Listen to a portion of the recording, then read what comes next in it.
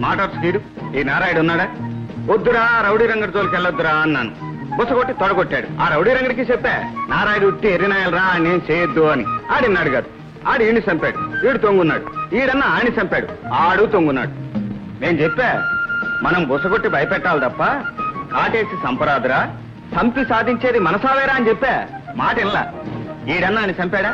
ఆడికి ఈడి బామ్మర్తి జలగన్నం ఏర్పాటు చేశాడు. ఈడి మాంగారు ఆడికి లారీగన్నం ఏర్పాటు చేసేసి రుణం తీర్చేసుకున్నాడు. ఆడు బతికి సావలా. జడ్జి గారు ఊరేయించారు. చివరికి మిగిలిందేమిటి? సైలెన్స్.